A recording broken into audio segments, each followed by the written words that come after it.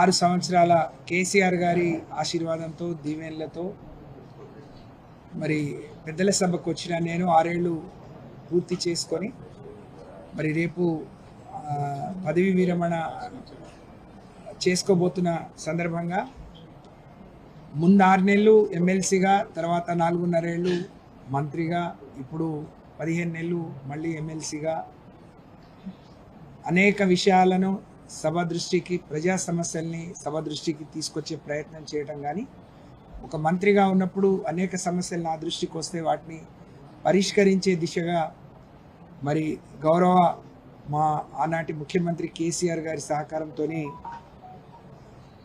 గొప్పగా పనిచేసిన అని చెప్పి నేను భావిస్తూ ఉన్నాను. ఆ క్రమంలో మీడియా సోదరులు మరి నాకు అండగా నిలిచి అనేక విషయాల్ని మీడియా ద్వారా రాష్ట్రానికి, దేశానికి తెలియజెప్పే విధంగా సహకరించిన మీకు ప్రత్యేకంగా ధన్యవాదాలు తెలియజేసుకుంటా ఉన్నాను. అక్కడన్నట్టు ఈ సమావేశాలు, ఈ సభ మేము పదవి విరమణ చేస్తున్న క్రమంలో వచ్చిన సభ ప్రధానమైన అంశాలు అనేక రోజులుగా ఈ రాష్ట్రంలో పేదవాళ్ళు, మా బీసీ బిడ్డలు ఎదురు చూస్తున్న 42% రిజర్వేషన్ తీర్మానం చేసుకోవటం కావచ్చు, ఎస్సీ వర్గీకరణ కావచ్చు, ఇవన్నీ మేము సాధించాం. అలాగే గౌరవ ముఖ్యమంత్రి కేసీఆర్ గారు నాకు రాష్ట్రంలోనే తొలి మహిళా మంత్రిగా మరి నాకు అవకాశం ఇచ్చి ఈ రాష్ట్రంలో ఉండే 10% ఉన్న గిరిజనుల సమస్యలు, ఈ రాష్ట్రంలో 50 కంటే ఎక్కువ శాతంగా ఉన్న మహిళలు మరి పిల్లల సమస్యలు పరిష్కరించే గొప్ప అవకాశం ఇచ్చిండు. నాకు అంటే దైవం కంటే ఎక్కువ, ఒక చిన్న కుటుంబంలో పుట్టి పెరిగిన నాకు చేతనిస్తూ, నేను అడగని, నేను ఆశించని బీఆర్ఎస్ పార్టీలో నా కష్టానికి మరి మించి మరి నాకు గొప్ప అవకాశం ఇచ్చారు.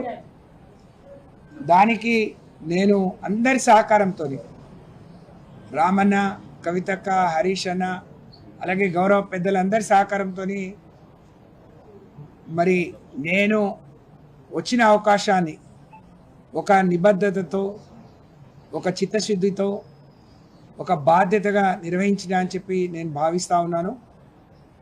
అలాగే గిరిజనులకు సంబంధించి కేసీఆర్ గారి పాలన ఒక సువర్ణ యుగంలాగా ఉండేది మహిళలకు సంబంధించి. ఎందుకంటే మీకు తెలుసు, ఒకప్పుడు 200 ఉన్న పెన్షన్ ఒక అవ్వకు, ఒక పెద్ద మనిషికి, ఒక ఒంటరి మహిళకు, ఒక మరి వితంతువుకు 2000 పెరగడం, లేకపోతే ఒక ఆడబిడ్డకు కళ్యాణ లక్ష్మి లాంటి పథకం రావడం, ఈ రాష్ట్రంలో ఉండే గర్భిణీలకు కొన్ని రాష్ట్రాలతో, కేరళ, తమిళనాడు తర్వాత తెలంగాణలో కడుపు నిండా అన్నం పెట్టాలనే ఆలోచన రావడం, ఇలా మరి అనేక కార్యక్రమాలకు మహిళలకు చేయూతనిచ్చే విధంగా, ఊతమిచ్చే విధంగా, వాళ్లను మరి గౌరవించుకునే విధంగా కార్యక్రమాలకు అప్పుడే శ్రీకారం చుట్టడం, మరి గిరిజనులకు సంబంధించి తండాలు, గ్రామ పంచాయతీలు కావచ్చు, 10% రిజర్వేషన్ కావచ్చు, ఓడు పట్టాల పంపిణీ కావచ్చు, అనేక గురుకులాలు కట్టడం కావచ్చు.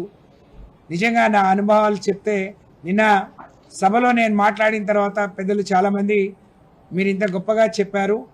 ఒక తెలిసి తెలియని 18 ఏళ్ల వయసులో రాజకీయాల్లోకి వచ్చిన నేను మరి ఈరోజు 55 ఏళ్లకు సర్పంచ్గా, జెడ్పీటీసీగా, ఎమ్మెల్యేగా, ఎమ్మెల్సీగా, మంత్రిగా అనేక నా కుటుంబ నేపథ్యానికి, నా పరిస్థితులకు ఏమాత్రం సంబంధం లేకుండా ఎక్కడో ఆగిపోవాల్సిన ప్రయాణం కేసీఆర్ గారు చేయితనిస్తే ఇవాళ రాష్ట్ర చరిత్రలో, తెలంగాణ చరిత్రలో ఒక పేజీ నాకంటూ ఉండే విధంగా నాకు అద్భుతమైన అవకాశం ఇచ్చిన కేసీఆర్ గారికి ధన్యవాదాలు తెలియజేస్తూ, మాకు అవకాశం వచ్చినప్పుడేమో మాకు ఏదైనా గిరిజన సంక్షేమానికి, మహిళా సంక్షేమానికి కేటాయిస్తే దాన్ని డబుల్గా ఖర్చు పెట్టేవాళ్ళం.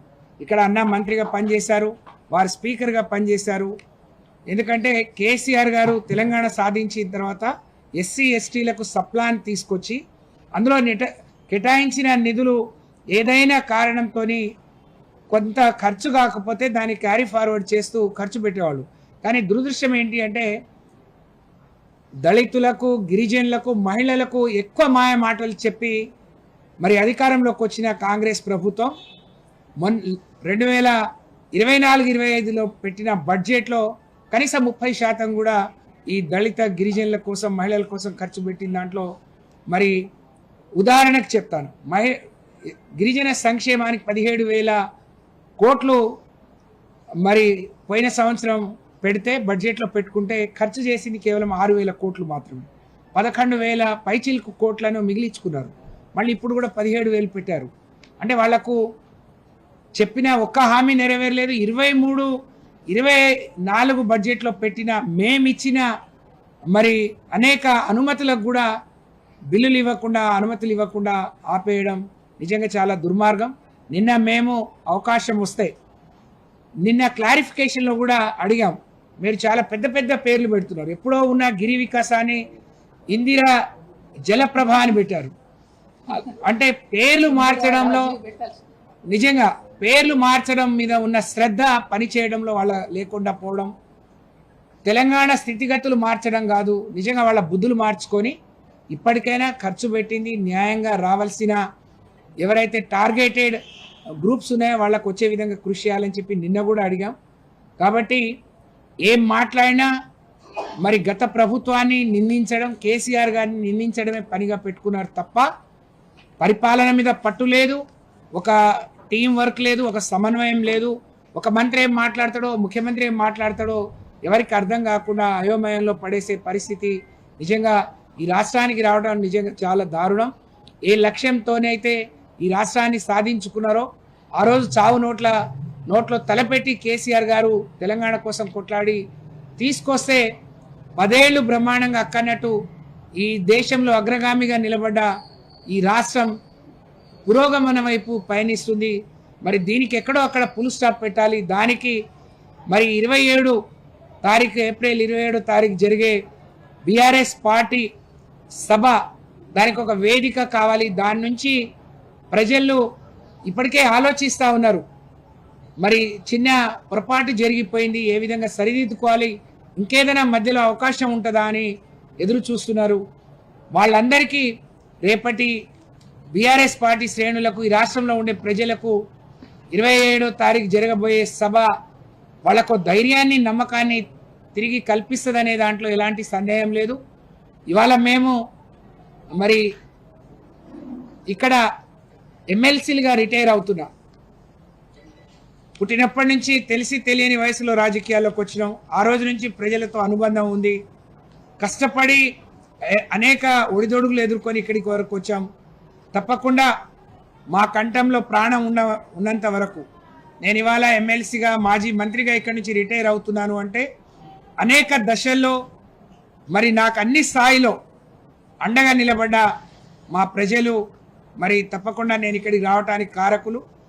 నాకు ఆ రోజు చేయుతనిచ్చిన స్వర్గీయ ఎన్టీఆర్ గారు కావచ్చు, చంద్రబాబు నాయుడు గారు కావచ్చు, నాకు చేయుతనిచ్చి మరి నిజంగా నేను ఆశించిన దానికంటే మరి ఎక్కువ నాకు ప్రోత్సహించి నా జాతికి చేసుకుని నాకు తెలంగాణ చరిత్రలో ఒక పేజీ ఉండే విధంగా అవకాశం కల్పించిన మాన్యులు మా నాయకులు కేసీఆర్ గారికి సదా నేను కృతజ్ఞతలు తెలియజేసుకుంటూ, తప్పకుండా ఆ ప్రజలతోనే నా జీవితం మరి కడవరకు వాళ్ళతో ఉండే విధంగా నా రాజకీయ భవిష్యత్తు ఉంటుంది అని చెప్పి మీ అందరికి కూడా తెలియజేస్తూ, ఇన్ని రోజులు సహకరించిన మా సోదరులందరికీ మనస్ఫూర్తిగా నేను 2 చేతులు జోడించి ధన్యవాదాలు తెలియజేస్తూ మీ అందరికి కూడా మరొకసారి నమస్కారాలు, ధన్యవాదాలు. జై తెలంగాణ.